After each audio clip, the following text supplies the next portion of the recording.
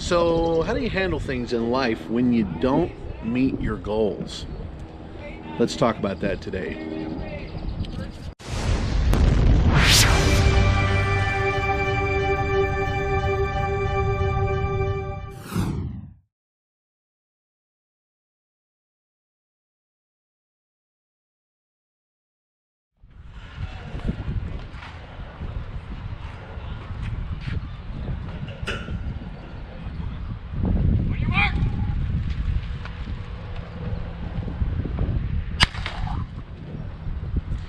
Good morning, guys. My name is Gary Drum, and welcome back to Mindset Monday TV.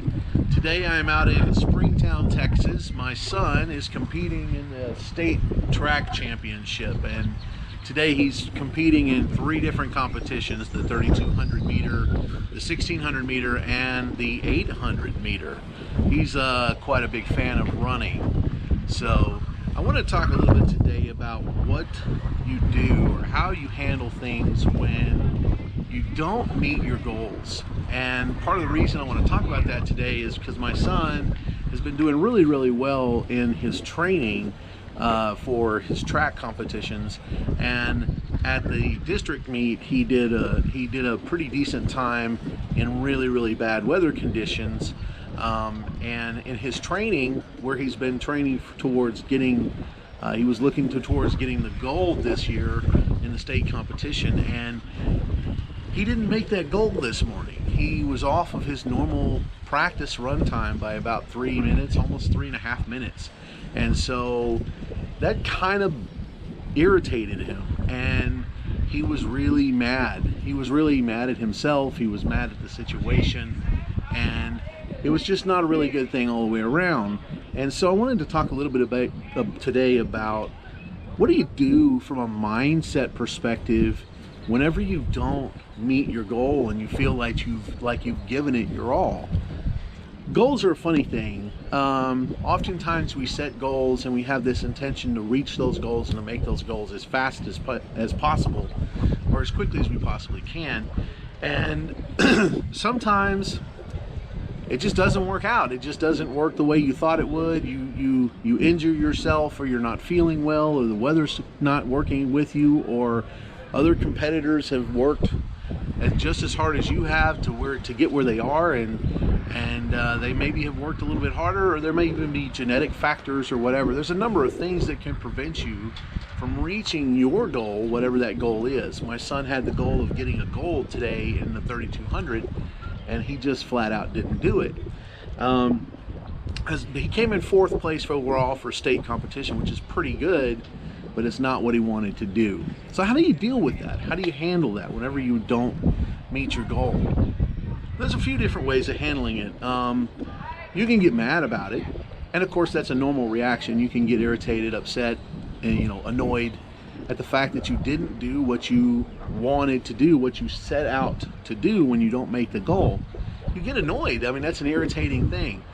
You can also get really hurt about it, and you can start to kind of beat yourself up over it and be like, why me? Like, why is this happening to me? I'm so down, I'm so sad. Why am I not good enough? Why can't I do this? Why can I not make my goals? And the latter of the two is really defeating in the long run. What that idea of just kind of hanging your head low and not really paying attention to the work that you've done to get to the place where you're even able to compete oftentimes is really difficult when you have sort of a negative outlook on it, and you start to internalize the failure to meet the goal as though there's something wrong with you as a person. And so when you haven't met your goal, one of the best things to do, you can get irritated and annoyed and angry about it. My son sort of uses that anger as a drive. He gets irritated with himself for not doing the best that he could do, and he takes that and turns it around in his mind and says, you know what, I've done better, I deserve better, I can do better. And then he goes out in the next competition, and I have no doubt that he'll perform well in the next run that he has to do here today. He's got 2 more to do, because he'll take that internalizing anger and he'll point it at the part of himself that wanted to quit. It's kind of an FU to that part of yourself that wants to stop. You know what? We're not going to stop. We're going to keep going. We're going to keep moving towards that goal, and we're going to get the win that we want to get. And that, I think, is what really goes into being.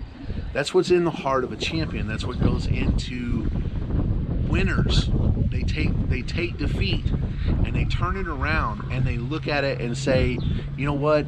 I've got this in me. I can do this. I know what I'm doing. I deserve the best. I've worked really hard, and that's what they do. So when you're out there and you're doing your competitions in life and you're working on your goals and yourself, just think about the whole idea of not turning it into a negative from a perspective where you're beating yourself up over not meeting your goal, but you turn that around into frustration and anger at the part of yourself that wanted to quit. Sorry, I got a little bit of background noise here, of course, because I'm out here live in a competition. So that's just the way it's going to be today. We're not in our nice little studio setup.